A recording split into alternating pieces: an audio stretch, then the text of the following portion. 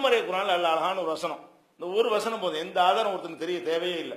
ஒரே ஒரு வசனத்துல எல்லாத்துக்கும் முற்றாய் போச்சிடறான். என்ன சொல்றான்?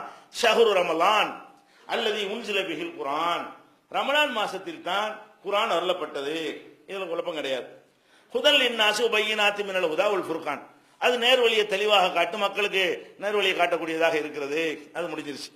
அதுக்கு அடுத்து ஃபமன் ஷஹித மின்கும் ஷஹ்ர ஃபல்யஸ்முஹு. அந்த இடத்துல அல்லாஹ் என்ன சொல்றான்னு கேட்டா, ரமலான சொல்லியாச்சுல, எனவே அதில் நோன்பு வையுங்கள் அப்படின்னு சொன்னால பிடிச்சு போயிடும். ரமலான்ல குர்ஆனை இறக்கிட்டோம், எனவே ஃபல்யஸ்முஹு, அந்த நாளில் நோன்பு வைத்துக் கொள்ளுங்கள் மொட்டையா சொல்லலாம். அல்லாஹ் என்ன பண்றான்? அப்படி சொல்லாம ஃபமன் ஷஹித மின்கும் ஷஹ்ர, உங்களில் யார் அந்த மாதத்தை அடைகிறீர்களோ அவர் நோன்பு வைக்கட்டும். மாதத்தை அடைந்தவர் நோன்பு வையுங்கள் சொன்னாலே என்ன வரும்?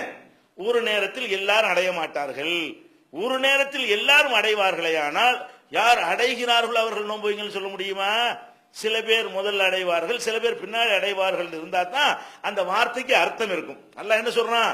உங்களில் யார் அடைகிறார்களோ அவர்கள் நோன்பு வைக்கட்டும். ஒருத்தர் அடைகின்ற நேரத்தில் இன்னொருத்தர் அடையாமல் இருப்பார். அந்த ஒரு அர்த்தம் வர்ற மாதிரி தான் இந்த வாசகத்தையும் எல்லாம் இந்த குர்ஆன்ல என்ன செய்யறான்? சேர்த்து போட்டிருக்கான். அப்ப எல்லாம் உலகத்துக்குலாம் ஒரே பிறைங்கிறதெல்லாம் சும்மா வரட்டு தத்துவம். எல்லாம் ஒற்றுமையாக்கப்புறம் சொன்னாங்கன்னா அது ஒரு மூணாவது கருத்தா வந்து நிக்குமே தவிர ஒற்றுமையாவாது. சொல்லுவாங்க ரெண்டு இருக்கும்ல, மூணா போறதுக்கு என்ன காரணம்? ஒற்றுமையா போறோம்னு சொல்லி அவன் ஒரு கருத்தை உண்டாக்கி மூணு கருத்தாக்கி விட்டுருவாங்க. ஒற்றுமையில ஆகாது, சாத்தியமும் கிடையாது. ஒருத்தனுக்கு பகலாவும் ஒருத்தனுக்கு ராத்திரியா இருக்கும்போது எப்படி ஒரே மாதிரி ஆக முடியும்? ராத்திரி உள்ள அடுத்த நாள் தான் எப்படி நோன்பு வைக்க முடியும்? என்ன இருந்தாலும் முடியுமா? 2 நாள் வச்சுதான் ஆகணும். எப்படி இருந்தாலும் அது சாத்தியமே படாது.